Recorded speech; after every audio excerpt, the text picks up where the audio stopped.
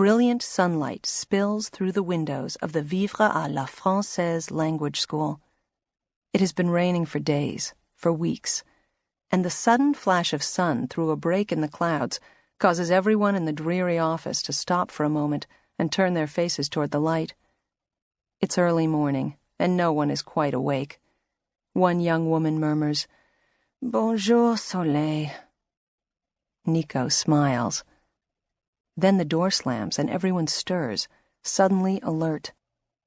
Nico blinks and looks around, hoping for a sign of what he already knows. Something's different. It's not just the sun. It's the day, new and promising. Every corner of the office looks sun-washed and bright. Even the ghostly girl behind the desk offers Nico a half-smile when she hands him his daily worksheet. Sure enough, today's teaching assignment promises something new. Josie Felton. He likes the name. It's so very American.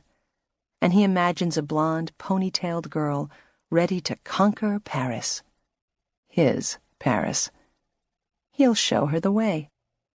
He tucks the computer printout with her name and the details of their lesson, meeting time, duration, level of French, areas of concentration, into his back pocket. It's time to meet Chantal at the cafe. Nico walks out of the language school onto Rue de Paradis. Before he turns to the corner restaurant, he looks down the street in the other direction. Something has caught his attention. A gasp, the rustle of fabric, a bare arm. He squints in the sun and sees two people at the end of the street. A woman pushes a man up against the wall of the building. Her arms, bare and tattooed, a lightning flash zigzagging across tan flesh, pin the man's shoulders. She leans in for a kiss that takes a long time. Someone pushes through the door behind Nico and bumps into him. "Sorry," he says and steps aside. Nico looks back. The woman saunters away. The man runs his hand through his hair and walks toward Nico. It's Philippe. Nico's first thought is of Chantal.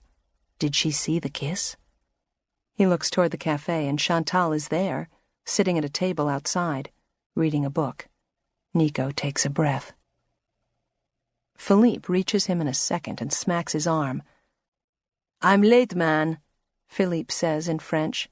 "Order me an espresso." "Got it," Nico says. Philippe heads into the language school and the door swings closed behind him. Nico, Philippe, and Chantal have coffee together on Monday and Friday mornings after they get their assignments at the school. There are other French instructors who teach regular classes rather than individual sessions, mostly older men and women who seem to have nothing in common with these three, though sometimes Nico wonders what he has in common with Philippe.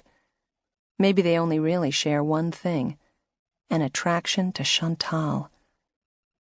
Nico hurries to the cafe.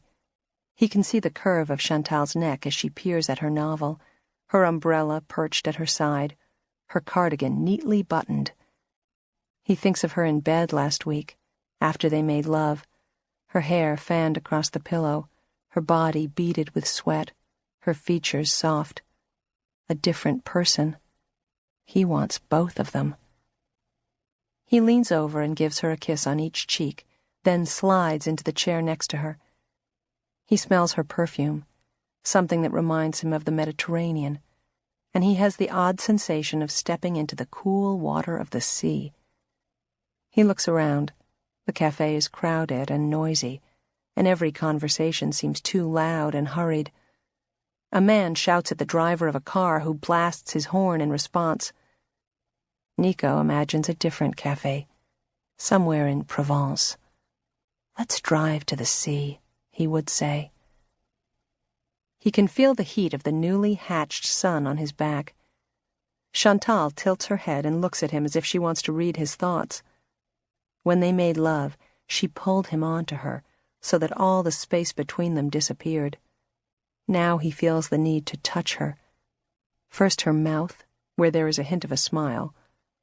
Her lips are full and he sees that she has worn lipstick. Does she always wear lipstick? Philippe is late, he says in French. He'll be here soon. Of course, she says. Do you have your American again? He asks. The last day, she tells Nico. I'm a little sad about it. He's stolen your heart? She shakes her head. He hasn't tried. And if he tried? He's a happily married man, she says. There aren't many of them. It's good to find one once in a while.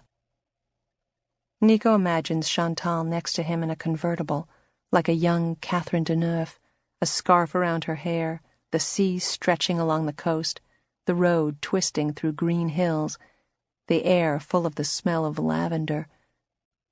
To keep listening to this audiobook, I've left you a link in the description so you can do it, at no cost thanks to Audible's 30-day free trial.